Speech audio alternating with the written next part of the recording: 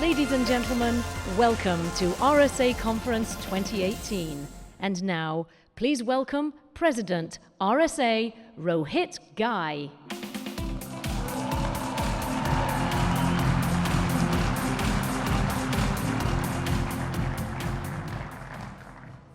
Life is either a great adventure or nothing. Right this moment, there is an adventurer somewhere about to embark on a transformational journey to script our digital future. She could invent a renewable source of energy, perhaps a cure for cancer, or a brain-computer interface. Maybe she'll redefine how smart cities get built. The headlines of last year are a reminder that on her journey lurks unprecedented digital risk. It casts a dark shadow on whether what we have been up to for the last several decades matters at all. It absolutely does. Cybersecurity is getting better, not worse. Folks, I'm serious. I'm not kidding. And a very good morning to all of you. It's my honor to welcome you to the 27th Annual RSA Conference. There are 50,000 of us here, which is a great testament to the growing power of our community. And what we do with our time together matters more so now than ever. Now matters because it drives what's next. So let's not talk about the hackers' advantages. They can do that in their own conference. Let's talk about our advantages. Instead of talking about the future of threats, let's talk about the future of security. Let's talk about how the security community is getting stronger and moving faster. Now, of course, you won't see it in the headlines. I'm sorry, Joe, but your splendid, stunningly brilliant implementation of multi-factor authentication, it's unlikely that New York Times will cover how that stopped nation-state threat actors from accessing a critical database. Ain't happening.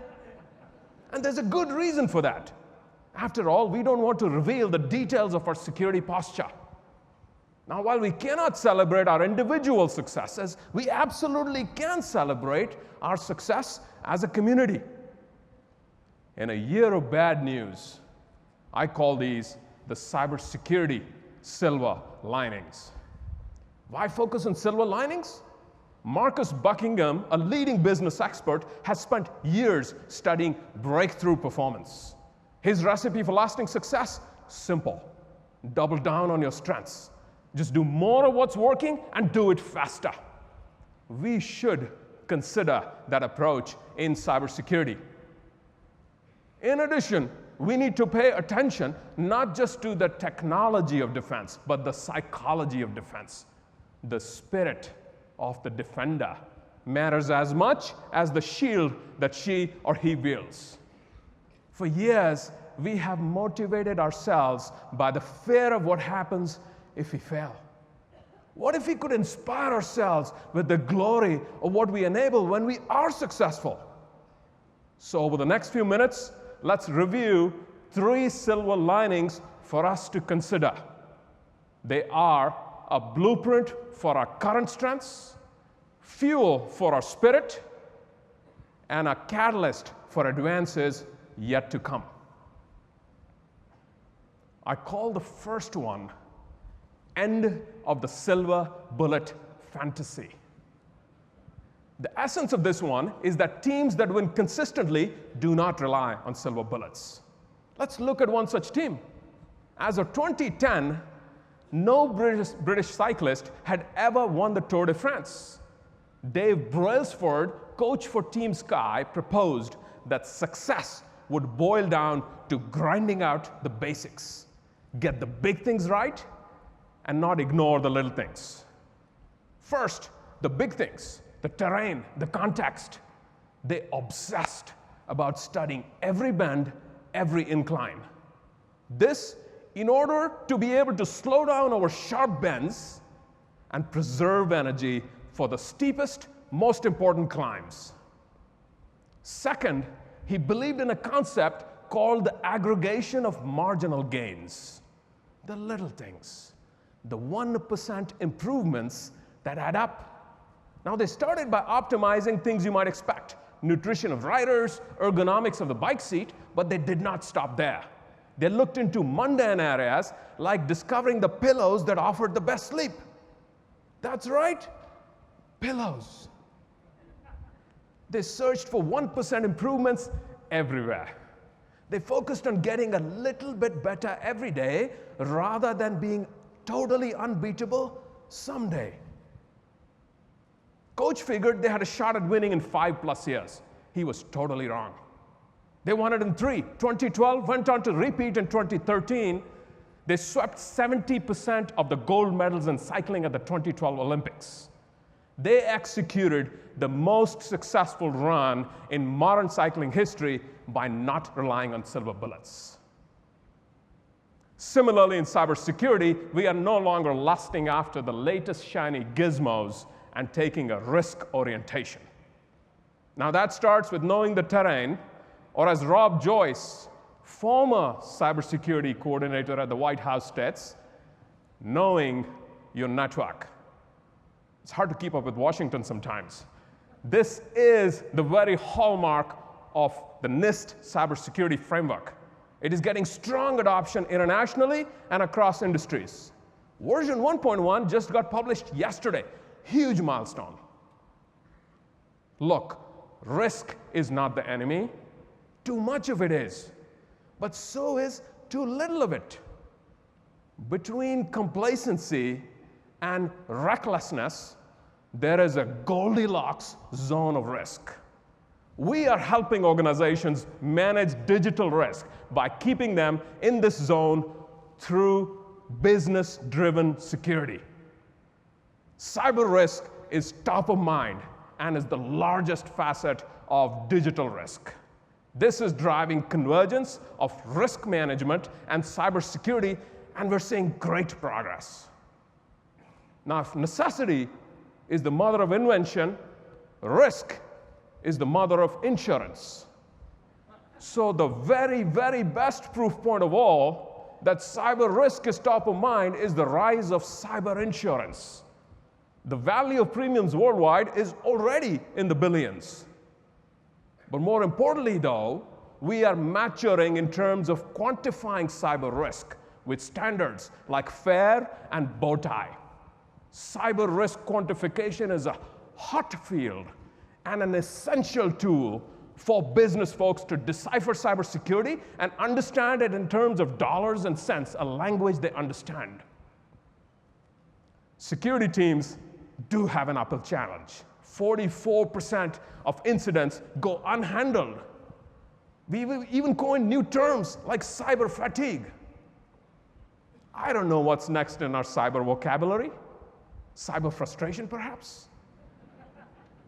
I personally like cyber joy.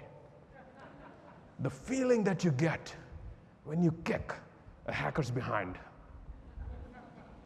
Now, by prioritizing incidents based on business context and focusing on the crown jewels of the organization, the most important people, systems, processes, we have a recipe for cyber joy.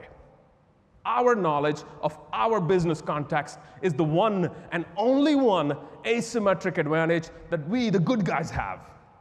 It helps us preserve energy for the steepest, most important climbs and get the big things right. So how are we doing on the little things? Cyber hygiene. We can all agree, while hackers are not great specimens of humanity, they are human after all. And contrary to popular belief, they too have finite resources and follow the path of least resistance. They're attracted to juicy or easy targets. Being a juicy target, great. Being an easy target, not so great. When one Tesla drives over a pothole, the entire fleet of Teslas learns to avoid it. We need fleet learning like that in cybersecurity. If a vulnerability has been exploited in the wild, let's not drive over that pothole again. Let's patch it. WannaCry, a ransomware attack that led to billions of dollars in damage, was our wake-up call. We failed to patch a vulnerability, known vulnerability, Eternal Blue, where exploit kit was available in the wild. Since then, we have picked up our game regarding vulnerability risk management and patching IT and OT infrastructure. Adoption of multi-factor authentication pegged at 60% for large organizations, 40% even for small ones. Enterprises globally are adopting unified, risk-based identity and access assurance from the ground to the cloud. Passwords on their deathbed? Perhaps. Progress with little things? Certainly. We are focused on being a little safer every day rather than being perfectly unhackable someday. We, ladies and gents, have escaped the lure of the silver bullet fantasy. All right, on to the second silver lining. Quicksilver law of cyber defense. Best defensive teams anticipate better than anyone. Look, basketball is a sport of high velocity offense and defense, much like cybersecurity. And in a recent study to identify the NBA's greatest defense of all times, they normalized the defensive ratings of teams by factoring in the strength of the offenses they faced. The 1963-64 Boston Celtics rated as the greatest of all time. And when asked about their secret sauce, Bill Russell, a legendary member of this team, talked not just about speed, but anticipation. Being at the right place, at the right time, before the adversary. Just like the Marvel superhero, Quicksilver. Quicksilver law of cyber defense. On the cybersecurity court, the ball moves pretty darn fast. Technology has grown exponentially, powered by Moore's law. Software is eating the world, and they say AI is eating software. Look, I have no idea what is eating what. What I do know is in the digital world we defend, technology is everywhere. Over the next decade, 1 trillion lines of code will be shipped by companies that have never shipped code.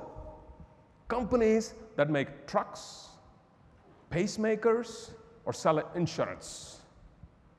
Artificial intelligence will be pervasive. The S-curve of technology adoption has flattened out over time. Technology is not just everywhere, it is getting adopted faster than ever. Look, new technology is an accelerant for us, but it is a weapon for both the offense and the defense. The bad guys have all the same technology we have. Also, the Murphy's Law of cybersecurity states, new technology equals new vulnerability. Technology is as much a target as it is a weapon. Compromised AI can be a disaster. There has always been a gap between when a technology becomes mainstream and when cybersecurity professionals have learned how to leverage it and protect it. Let's call this the cybersecurity afterthought gap. We conducted a study over 2 decades to evaluate progress in terms of closing this gap. Progress is real. As an example, biometrics emerged as a mainstream technology back in 2001, and it took until 2009 for it to be mainstream here at the conference. On the other hand, cloud computing, that gap was just 3 years. IoT, a mere 12 months. And machine learning, even less. I was recently talking to the CISO of a large multinational financial services company. It was clear that he was sleep deprived. It was even clearer that he was ultra excited about the use of machine learning to build the intelligent SOC, where he would recruit machines to fight the good fight. And at the center of this, he said, is the evolved SIEM, which brings pervasive visibility from all facets of the attack surface: users, endpoints, network, data center. User and entity behavioral analytics serves continuous insight to anticipate attack and augment the speed and efficacy of the human defender. And finally, automated orchestration and response are enabling timely action, visibility, insight, action, and hopefully some sleep for my friend the CISO. We are finally paying attention to the user experience, adopting state-of-the-art visualization technology. We have seen the emergence of beautiful security.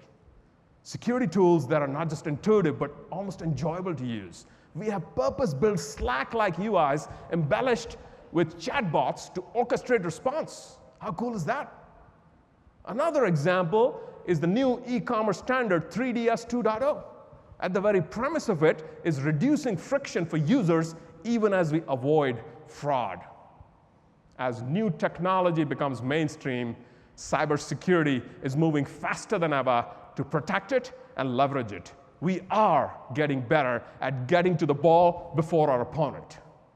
In a world driven by Moore's law of technology, and one complicated by Murphy's law of security, we are anticipating better and executing on the Quicksilver law of cyber defense.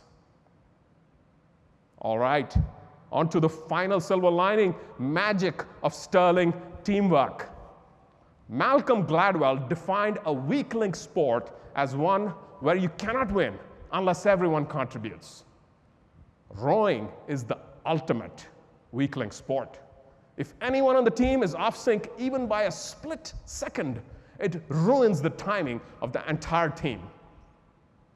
The US Women's 8 team had an 11-year-old streak, the most dominant, sustained performance of all time.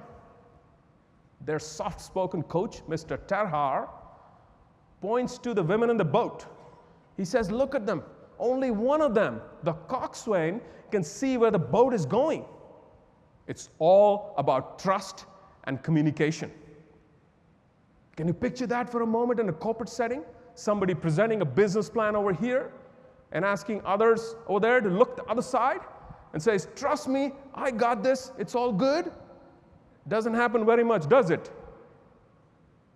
In all seriousness, Coach also credits university programs that provided the depth of talent into the team. And he also reminds us that it all started back in 1975 when Harry Parker, men's rowing coach at Harvard, had the wisdom to accept coaching responsibility for a ragtag women's team.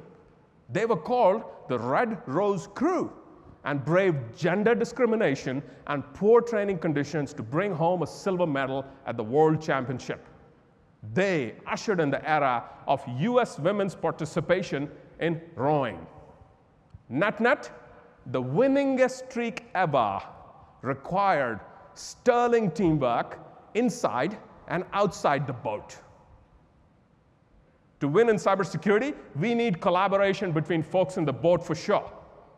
Cybersecurity and the risk teams, but also need contribution from folks outside the boat, business stakeholders, policymakers, regulators, universities, IT leadership, even users. Cyber Threat Alliance and FIDO Alliance, great examples of teaming within the boat. Governments, policymakers, and regulators are definitely chipping in. The 2017 Global Cybersecurity Index shows strengthening of all 5 elements of the cybersecurity agenda in various countries, all regions. GDPR put the issue of data privacy front and center, not just for the EU, but globally. And regardless of your political beliefs, hopefully you can agree that the Cloud Act, recently passed here in the United States, puts forth a great framework for balancing the needs of the technology sector to protect data privacy, but enabling the public sector to fight cross-border terrorism. Business stakeholders are more engaged. In a recent survey of National Association of Corporate Directors, cybersecurity is definitely on the board agenda much more regularly. Universities worldwide are doing phenomenal work in developing cybersecurity talent. RSA's Academic Alliance program provides opportunity for students from Temasek Polytechnic in Singapore to get hands-on experience in a real SOC. IT, too, is stepping up to reduce the attack surface by delivering resilient infrastructure. Now we get to see this at close quarters since we are part of Dell Technologies. In particular, we see adoption of technologies like microsegmentation, which instruments security right into the virtualization layer for the data center and the client side. There is huge power in security that is designed in versus bolted on. These systems understand the intended state of applications in a multi-cloud world and can detect anomalies much more efficiently. Now, we also see great innovation in DevSecOps by moving security upstream into the very heart of the software development process. A strong security posture requires people with different perspectives. Diversity is key.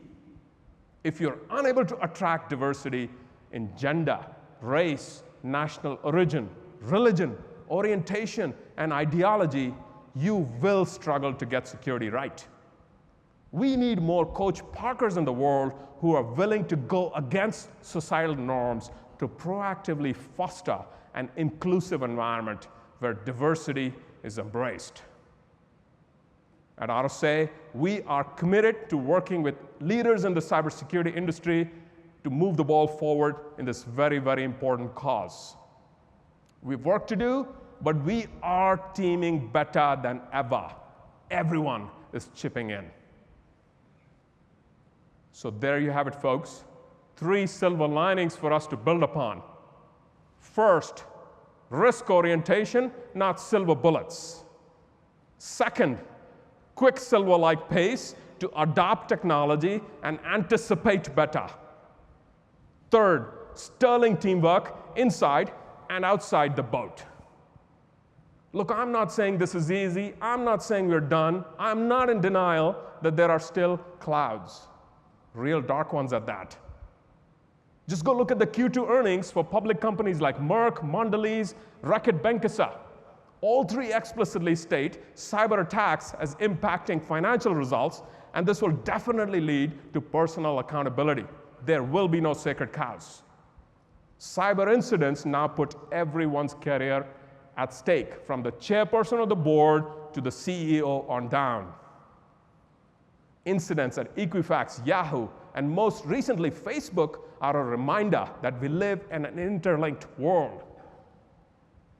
Now, we all have our respective Cambridge Analyticas. And after watching Mr. Zuckerberg, I don't think any of us is eager to testify before the Congress. Fake news rocked the foundations of democracy and is shaking our trust in the integrity and openness of online data, something we have worked so hard to nurture. An accident with an autonomous Uber vehicle in Arizona can shake our faith in technology like AI. A similar accident where the root cause is a cyber incident, not far-fetched at all. Data and technology are fuels for our digital transformation, and our trust in them is tenuous. There is a very, very fine line between tech love and tech lash. And it takes a lifetime to build trust, but only a moment to lose it. So as much as we worry about avoiding individual breaches in our respective organizations, our collective risk is that we fail to avoid a breach of trust in technology itself. Look, we started our conversation by talking about security headlines. It is simply the nature of our work that our biggest wins will never be front-page news. When we execute on the silver linings, we don't make headlines. In fact, we stop the bad ones. But our work is not, nor has it ever been, about our own headlines. It's about protecting people and tech in an increasingly digital world, and about enabling the digital adventurers so they can make their own headlines. And in the past year, we've certainly seen some truly inspiring headlines. Our world now has machine vision apps for the visually impaired, virtual reality that enables surgeons to practice complex operations, and AI that can detect whether a 911 caller is having a heart attack. We have startups using the internet to help people access clean water, microloans, renewable energy around the globe. We have a power plant coming online this year that will burn fossil fuels, but without generating greenhouse gases. And looking to the next generation, we have twice as many girls and nearly 3 times as many minority students in high school AP computer science classes as in 2016.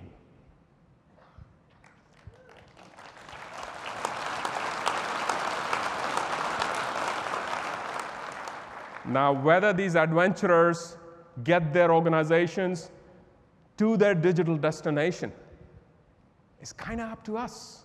It is our burden and privilege to keep them in the Goldilocks zone of digital risk along their journey. So folks, let's come together this week to learn and fuel up our minds and share wins to fuel up our spirits. Let's ignite conversations to build the next generation of security, technologies, people, and companies to protect our great adventure. Let's not forget about the clouds, but double down on the silver linings. Thank you.